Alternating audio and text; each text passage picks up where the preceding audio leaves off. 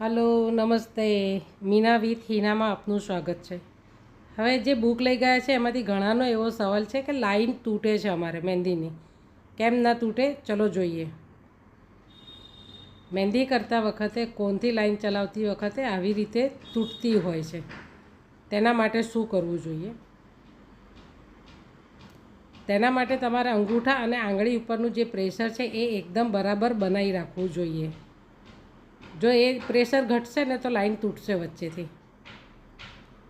Pressure બરાબર બનાવી રાખશો તો આવી રીતે લાઈન થશે.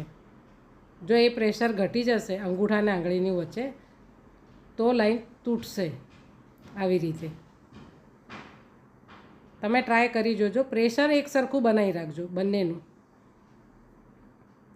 એક જ સરખું પ્રેશર બનાવી રાખશો તો આવી રીતે સળંગ લાઈન થશે તમારે.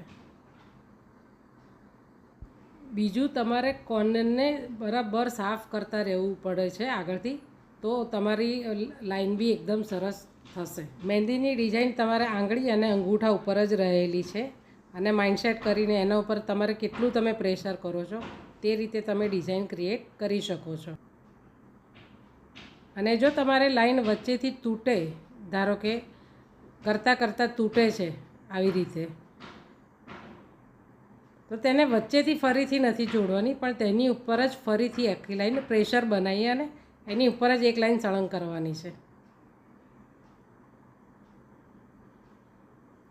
તમે આવી રીતે તૂટતી હોય અને પછી એને આવી રીતે વચ્ચેથી કરો તો એ ડિઝાઇન તમારી બરાબર દેખાશે નહીં. એટલે આ રીત એકદમ અયોગ્ય છે. પ્રેશર બનાવી અને સીધી લાઈન બનાવવાનો ટ્રાય કરજો. ચોક્કસથી તમને એના ઉપર લાઈન કરતાં બરાબર ફાવશે અને તમારી લાઈન તૂટશે નહીં. મીના વિથ હિના પ્રેક્ટિસ બુકને બાય કરો. પહેલો લોટ પતી ગયો છે, બીજો છપાવવામાં છે. જલ્દીથી તમે તમારો ઓર્ડર બુક કરાવો. ઓર્ડર બુક માટે સ્ક્રીન પર તમને નંબર દેખાશે. નમસ્તે.